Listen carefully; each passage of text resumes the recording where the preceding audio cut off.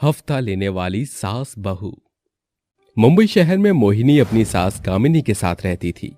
वे काफी खुशी से एक दूसरे के साथ रहा करते थे। उनको देखकर कोई भी ये नहीं बोलता कि ये दोनों सास बहू हैं। मोहिनी और कामिनी के बीच बहुत ही प्यार था। वे दोनों एक दूसरे का बहुत ही ख्याल रखते थे। वो दोनों एक दूसरे के लिए बहुत अच्छे थे, लेकिन दूसरों के लिए बहुत ही खराब थे। वो हर किसी के पास जाते और उनसे हफ्ता लिया करते। ऐसे ही एक दिन मोहिनी केले की दुकान पर जाती है और उससे बोलती है, क्या रे काका, चल अपन को अपना हफ्ता दे।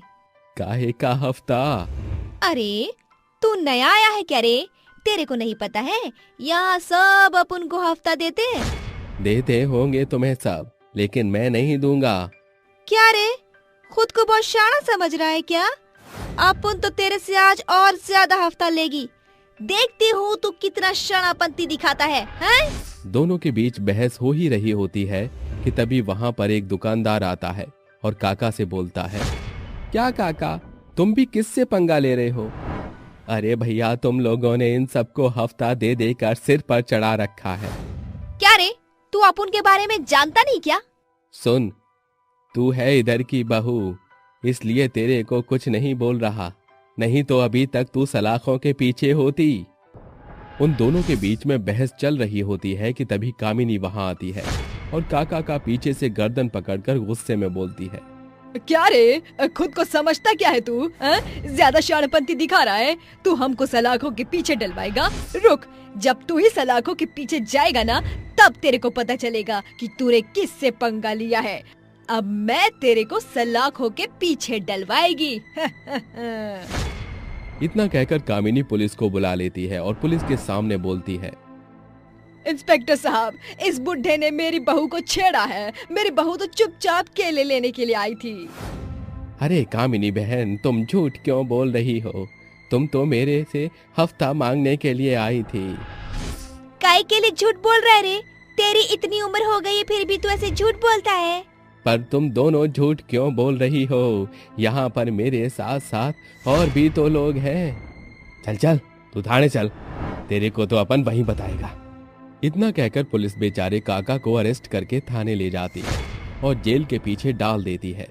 जब ये बात काका के घर वालों को पता चलती है, तब काका की पत्नी मोहिनी और कामिनी के पास आती है और बोलती है, बेटा, हम दोनों बूढ़े बुढ़िया पर रहम कर दो, अपना केस वापस ले लो। एक शर्त पे करेगी? बोल, करेगी? हाँ बेटा, बोल दे। काका को समझा देना कि हमें चुपचाप हफ्ता दे देगा। ठीक है बेटा। काकी के इतना कहते ही मोहिनी और कामिनी अपना केस वापस ले लेती हैं और मोहिनी और कामिनी हर रोज की तरह अब उससे हफ्ता लेने लगती हैं। देखते ही देखते कुछ दिन बीत गए और एक बार की बात है, कामिनी और मोहिनी के घर में पैसे खत्म हो गए थे और हर बार की तरह इस बार भी वो दोनों अपने काम यानी दुकानदारों से हफ्ता लेने के लिए चले गए। हफ्ता लेते हुए कामिनी एक परचून की दुकान पर आई। चल चल, पूरा हफ्ता हो गया। तू पिछली बार भी छूट गया था, अभी तू अपन को 2 हफ्ते का हफ्ता देगा। कामिनी बहन, मेरी लड़की की 2 दिन बाद शादी है, कृपा करके तुम मुझे इस बार छोड़ दो। मैं वैसे ही कर्ज में डूबा हुआ हूँ। मेरी बेटी की शादी होने दो, मैं तुम्हें तुम्हारा हफ्ता दे दूंगा। उसकी ये बात सुनकर कामिनी को बहुत गुस्सा आ जाता है और वो उसका कॉलर पकड़कर गुस्से में बोलती है, तेरी बेटी की शादी है तो अपन क्या करेगी? अपन को खाली अपना हफ्ता लेने से मतलब है। तेरे घर में क्या सिचुएशन है वो तू हैंडल करेगा ना, अपन को कोई मतलब नहीं। हाँ? बेचारा दुकानदार हाथ जोड़कर उससे पैसे ना देने को बोल रहा था कि तभी दुकानदार की बेटी अंजू वहां पर आती है और ये देखकर कामिनी से बोलती है, आंटी, 2 दिन बाद मेरी शादी है। आप मेरे पिता को इतना मजबूर मत करो कि वो सुसाइड कर ले।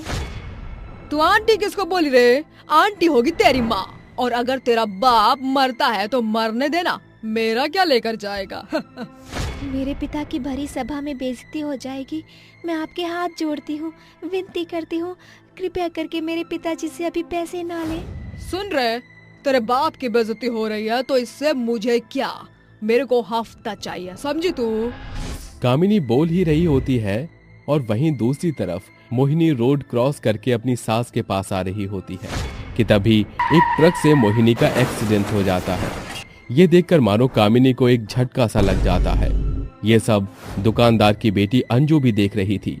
वो तुरंत एम्बुलेंस को फोन करती है और थोड़ी देर बाद एम्बुलेंस मोहिनी को हॉस्पिटल लेकर जाती है और उसका इलाज होने लगता है। थोड़ी देर के बाद डॉक्टर बाहर आता है और कामिनी से बोलता है, आपकी बहू का खून बहुत ज्यादा बह गया है, हमें खून की जरूरत है और अगर आपकी बहू के लिए खून नहीं मिला तो हम आपकी बहू को नहीं बचा सकेंगे। तो डॉक्टर तू अपन का खून ले ले और मेरी बहू को बचा ले। हम आपका खून ले लेते हैं, अगर आपकी बहू से आपका खून मिल जाता तो। आपकी बहू का ब्लड ग्रुप O पॉजिटिव है और आपका AB नेगेटिव। हमें माफ कीजिए और आप जल्द से जल्द ब्लड का अरेंजमेंट करवाइए। अगर थोड़ी सी भी देर होती है तो हम आपकी बहू को बचा नहीं पाएंगे। बेचारी कामिनी अपने सिर पर हाथ रखकर रोने लगती है और खुद से बोलती है, हे भगवान, मेरे पास तो मेरे परिवार के रूप में मेरी इकलौती बहू ही बची है, तूने तो उसका भी एक्सीडेंट कर दिया। हे भगवान, तुम मुझसे मेरी बहू को क्यों छीन रहे हो? कामिनी को रोता हुआ देख अंजू कामिनी से बोलती है, आंटी जी, मेरा ब्लड ग्रुप O पॉजिटिव है, अगर आप चाहें तो मैं आपकी बहू को अपना खून दे सकती हूँ। अंजू की ये बात सुनकर कामिनी फूट फूट कर रोने लगती है और थोड़ी देर बाद अंजू मोहिनी को खून देने लगती है। कुछ समय बाद मोहिनी को होश आ जाता है और जब उसको ये बात पता चलती है कि अंजू ने उसको खून दिया है जिसकी वजह से आज वो जिंदा है, मोहिनी अपनी आंखों में आंसू लिए अंजू से बोलती है, हम लोगों को माफ कर दो, तुम्हारी 2 दिन बाद शादी है लेकिन मेरे सास ने तुम्हें नहीं छोड़ा और देखो आज तुमने ही हमारी मदद करी है। हो सके तो मुझे अपनी बड़ी बहन समझकर और मेरी सास को अपनी माँ समझकर माफ कर देना। नहीं नहीं भाभी, आप ऐसा क्यों बोल रही हो? आप बस मेरी शादी में आकर मुझे अपना आशीर्वाद दे देना, मैं खुद को बहुत खुशकिस्मत समझूंगी। इतना कहकर वो वहां से चली जाती है और अगले 2 दिन बाद मोहिनी और कामिनी अंजू की शादी में जाकर उसे आशीर्वाद देते हैं और खुशी से रहने लगते हैं।